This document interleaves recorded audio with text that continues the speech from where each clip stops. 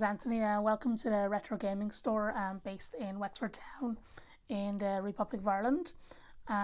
We started our store or opened our store back in 2016. We opened with a very small number of stock. We got what we could find in terms of fixtures and fittings, which is basically bookshelves from home, scrap pieces of timber, anything just to put our stock out just to give us a start. And we said we trial this for about 6 months, see how we get on. Obviously it's now 2022, so we've been going a while, and as you'll see throughout the video, you'll actually see we grow to what we are now. Small selection of Super Nintendo games at the beginning. I actually quite like the way we actually displayed the controllers and the handheld consoles. We've glass cabinets for that now, of course. We've also got a little bit better storage as well.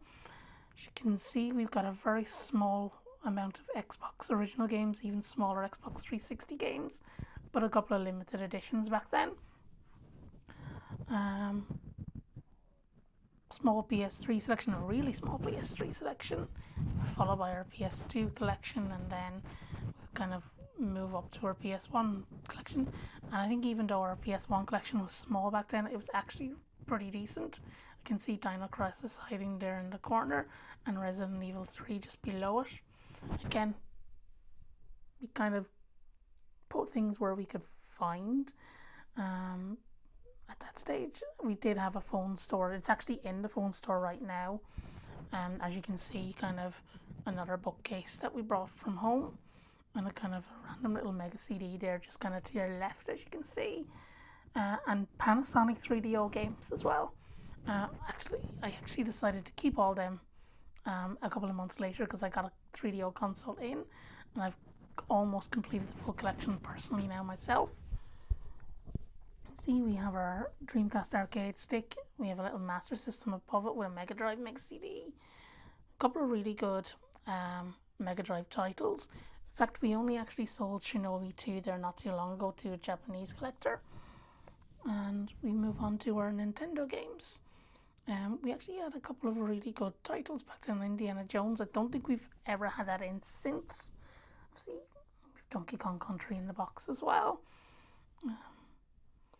It's been so long since I've watched these videos, and just looking at the layout thinking, I actually quite liked it, apart from one thing is we never wrapped the games back then.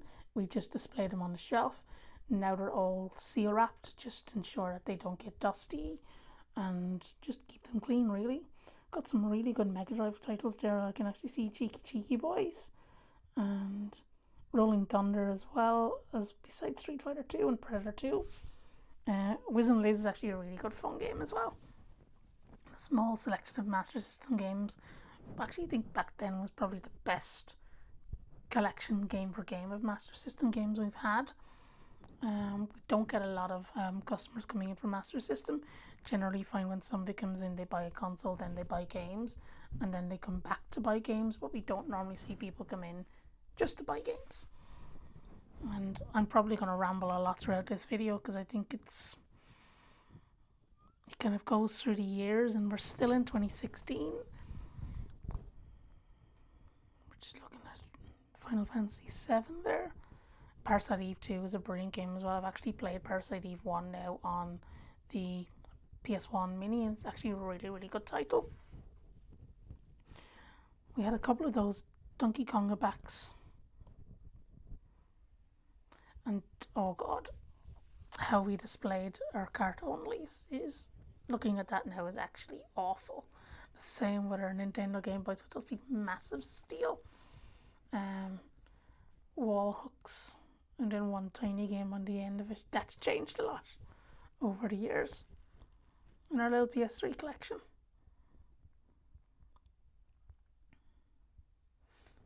Silent Hill 3 as well. The game that's gone up massively in value over the last year or two. A couple more of the Conga packs, and a sideways view of our shop. And as you can still see, we actually still have some of the phone accessories in the shop, and this is going back to late 2016, and what we end up doing is sitting in my parents' house one night, and this is probably early 2017, not long after I asked my now wife to marry me. Luckily, obviously, she said yes, and this would be the second time she said yes to me. Is we were sitting in my parents, got a phone call from a person I'd bought and sold to over the years, and he told me selling the entire collection. Only catch was it was cash, and he wanted it that night, and it was like 6:30 in the evening on a Friday evening, and Banks was closed, and what he wanted was a significant amount of money. So we kind of had to borrow the wedding fund for that. And that's where I asked my wife, could I borrow the wedding fund, please? I promised I'd pay it back, and I promised I'd still marry you next year. See, we're married almost 4 years now, so that seemed to work quite well. And we're starting to show kind of where our Mega Drive games now are actually out of those horrible little packets and on display, but still not wrapped. And I know you're watching videos and thinking this is obviously Christmas time now in 2017. We've actually had some really, really good titles. I love VR Racing as well. I've Maximum Carnage, that's probably gone up by an extra €100 at this stage. World of Illusion. I actually love the Disney games on the Mega Drive. I think probably Aladdin and The Lion King are probably my two favourite Disney games. I just love the music, and gameplay is really good fun. We were still using those horrible little Sealy wraps for all the Sega Game Gear games there, I can see. And a little small collection of Saturn games, and I mean small. It hasn't improved much because I find every time we get something decent in for the Saturn, it goes. Our SNES titles are starting to grow a little bit now as well, and we had our random pop sockets just underneath. We were still a phone store at that stage, so we were still kind of sharing kind of the space. Again, not quite away from the Sealy wrap games yet. Yeah, that looks awful. It was good at the time. It was the only place we could put them at the time, to be honest. That wall has never changed in terms of what's there. It's always been Game Boy, Game Boy Color, Game Boy Advance, and it now hosts Game Gear as well. We've moved our PS1 titles and PS2 titles a little bit because we were starting to grow. So you can tell it's a 6-foot bookcase now that houses a lot of PS1 stuff. And our SNES and N64 box titles were starting to grow at that stage as well. We actually still have that steering wheel. But back in 2017, 2018, we said, right, we needed to change. So we started the renovations and we closed the store. This was the year we were getting married. It was early enough in the year as well. This is 2018. And we started to rebuild. As you can tell, the shop counter is still right in the back. And if you come in to store now, you'll actually see the shop counter is where that TV is. And the TV is now where the shop counter is. We get a lot of people asking, is it for sale? Does it work? What is it? When was it? It's 1970s Philips Discover TV. It works perfectly. I did have to do a little bit of repair work to it. It's absolutely not for sale. It was actually gifted to the store when we opened, and I do take it to game cons, and luckily enough, game cons are back. We're going to one ourselves now in April in Enniscorthy called RebelCon, Cosmic RebelCon. We really, really enjoy that. And my wife sometimes dresses up as one of the Mario figures. I think she was Mrs. Mario the last time we went. As you can tell, our Mega Drive games are still not wrapped at this stage. But that comes around. We did have a couple of people asking, why don't we? So we did. And it made sense. I do it at home. So I thought, why don't I do it in store? So we're going to just let it slowly browse through the Mega Drive stuff.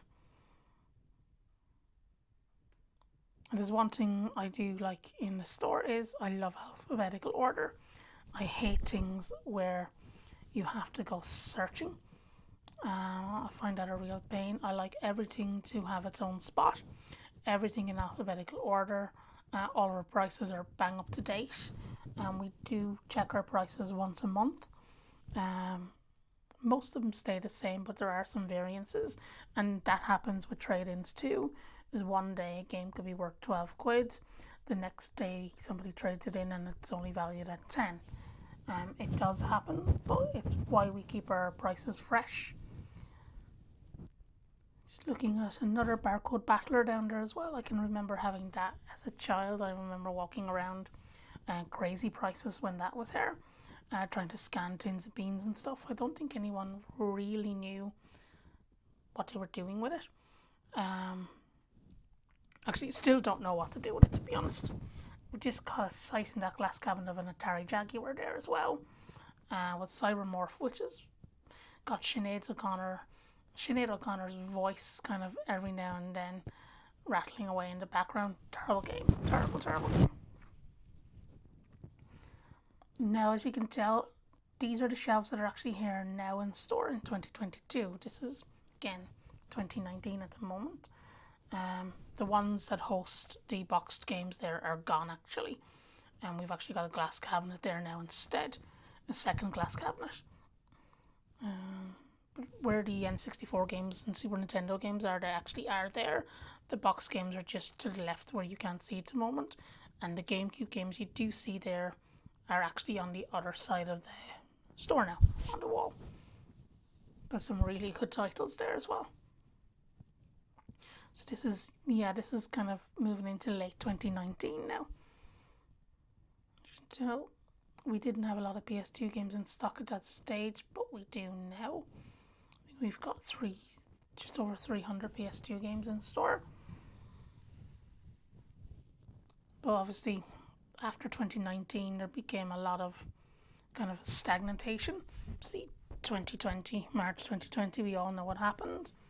I remember putting a sign on the door on the 16th of March 2020 saying, "Look forward to seeing you all again on March 31st. Boy, were we wrong about that. I think we didn't reopen to almost the end of June in 2020, and we just got going again. And we were hit with a second lockdown. Now, we knew with the second lockdown it was click and collect. It was really, really messy. So we actually were in store for most of the time. But obviously, click and collect doesn't replace the shop actually being open. So this is today. Through 3 lockdowns, especially the one in 2021, which was almost a business killer, which we know killed a lot of other business, unfortunately. But this is how our store looks today. Obviously, not all the games are the same. They change on a daily basis. But the layout of the store now, we have a little chair there for people sitting down. We have the glass cabinet with the TV above it. Kind of as you walk through the store, kind of our Mega Drive games, Master System games, Dreamcast and Sega Saturn are all there. That wall is now being tidied up. Yes, we do have a couple of games hanging. We don't actually have that anymore. We actually don't have those games like that anymore. We actually have the baskets. And we do have our wallets and our fridge magnets and our key rings. And we do have a small selection of cassette-based games from the Commodore and the Sinclair Spectrum and also the Amstrad. And then just above that then we start kind of with our PS3 collection, which has grown since this video was done. It actually runs through 2 full rows now almost. We kind of onto our kind of GameCube games, which have grown a small bit since as well. And up a little bit extra then we have our Wii, Xbox 360 and original Xbox titles. So guys, as a journey through a store from 2016 to 2022, I think you could see we've actually grown quite a lot. We do obviously have Instagram, which is the Retro Gaming Store. Our Facebook page is also the Retro Gaming Store. Our website is theretrogamingstore.com. We ship worldwide. Instagram, the Retro Gaming Store also. We try to keep things nice and light. The same thing with our YouTube channel. Just search for the Retro Gaming Store and our videos will pop up on your feed. Please let us know what your comments are. It is our first video. It's also the first video I've spoken in on YouTube. I didn't realise how long the video was before we actually started doing the voiceover, that was a glance at me in that glass cabinet. I think we'll probably end up doing videos maybe once every 2 weeks. We'll probably do unboxing of new stock. We'll do maybe some cleanup videos for consoles. We'll also looking at doing a mini documentary of how to open a game store, what you need, your do's and don'ts, um, dealing with suppliers, um, obviously keeping your stock fresh, also trying to get credit, which is a game changer in a game store. Very difficult as a cash business, although most of it is a cash business. Um, I love our new unit as well. You'll actually see it panning out in a minute. So a couple of you actually Harvest Moon. I'm actually really surprised that hasn't gone yet. Castlevania and Pokemon Leaf Green have gone since this video is a couple of weeks ago. And then down to our PS3, which I think is also gone now and has been replaced by PS2. See, we've changed things around again here. As you can see, all the PS4 games and Switch games and everything, they're actually now on the other side of the shop. We do have a couple of Mega Drives in store. We've actually now, instead of the Resident Evil 2 board game, we've actually got the Resident Evil 3 board game. We have some posters, we have some pop vinyl, we have some actual wall decals, everything gaming in the store.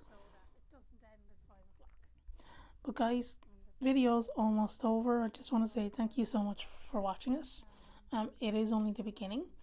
I really look forward to doing this, and please, any comments are very much welcome. Anything you'd like to see on our channel will be very much welcome, and have a lovely weekend. So I'll let the video just play out for the last few seconds, and I'll speak to you soon. Take care. I think that's all. So any comments, fire away. If you're looking for anything in particular, just let us know. We can usually get what you want. The only thing we can't guarantee is how long it'll take sometimes, but we're usually pretty quick.